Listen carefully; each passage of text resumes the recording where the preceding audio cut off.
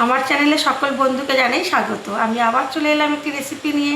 রেসিপিটি দেখুন, দেখে ভালো লাগলে লাইক শেয়ার কমেন্ট অবশ্যই করবেন।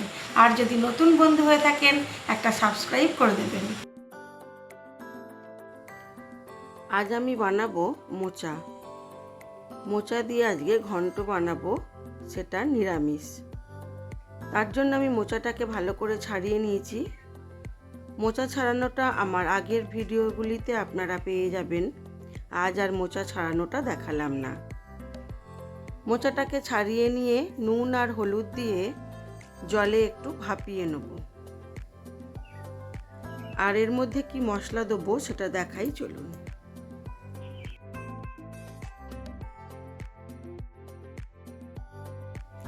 মোচাটা আমার ভাপানো হয়ে গেছে, এটাকে ছেঁকে নেব। এটা জল ঝরতে দেব। আর আজকে আমি জিরে আর আদা দিয়ে মোচার ঘন্টটা করব। আর কোনো মশলাই দেব না। অল্প একটু জিরে ফোড়ন দেবো, জিরে আর লঙ্কা ফোড়ন দেব। আর একটু বেশি করে ঘি দেবো।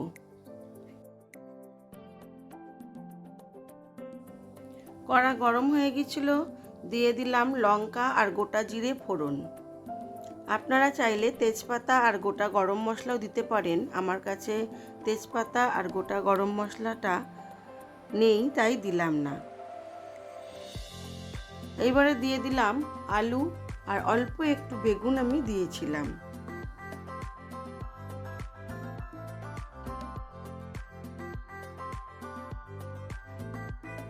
আলু আর বেগুনটাকে খুব ভালো করে আগে ভেজে নেব। তার জন্য গ্যাসটা কমিয়ে দিয়েছি, ঢাকা চাপা দিয়েই এটা করছি।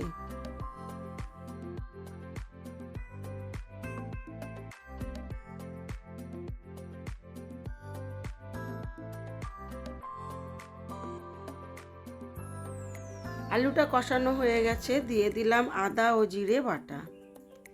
এবারে মশলা দিয়ে আবার এটাকে ভালো করে কষাবো। আমি এর মধ্যে পরিমাণ মতো হলুদ গুঁড়ো আর নুনও দিয়ে দিয়েছি।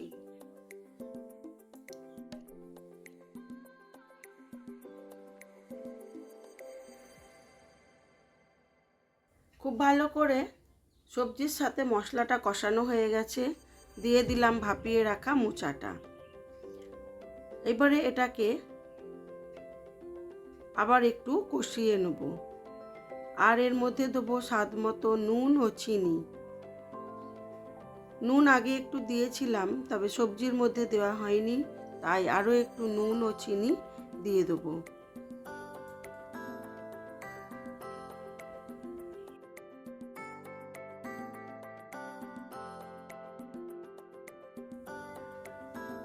আমি কিন্তু আমার মাকে এইভাবেই মোচা রান্না করতে দেখেছি, তাই আমি সবসময় এইভাবেই মোচাটা রান্না করি। এতে মোচার স্বাদটা খুব ভালো পাওয়া যায় এবং আমি মোচার গন্ধটাও এর মধ্যে ভালো থাকে।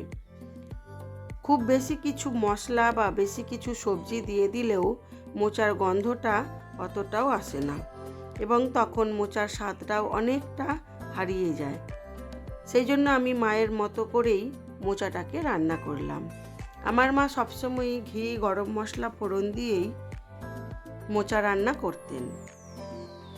খেতে কিন্তু দুর্দান্ত হতো। দিয়ে দিলাম বেশ অনেকটা পরিমাণ ঘি। এবারে এটাকে আর একটু কষিয়ে নিলেই হয়ে যাবে। আর একটু কষিয়ে ঢাকা চাপা দিয়ে কিছুক্ষণ রেখে দিলেই হয়ে যাবে মোচার ঘন্ট। এটা কিন্তু প্রথম পাতে খেতে দারুণ লাগে। আপনারা যদি এইভাবে না করে থাকেন তাহলে অবশ্যই একবার করে খেয়ে দেখতে পারেন। চলুন এইবারে আমি দেখাই আমার আজকের লাঞ্চ মেনুতে কী ছিল।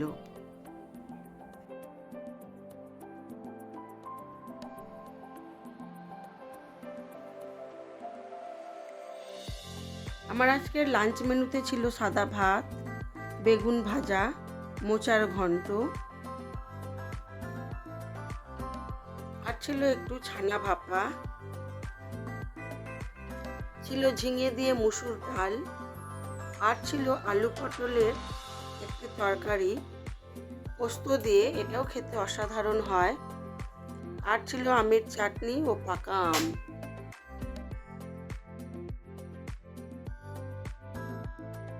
আজ এই পর্যন্তই।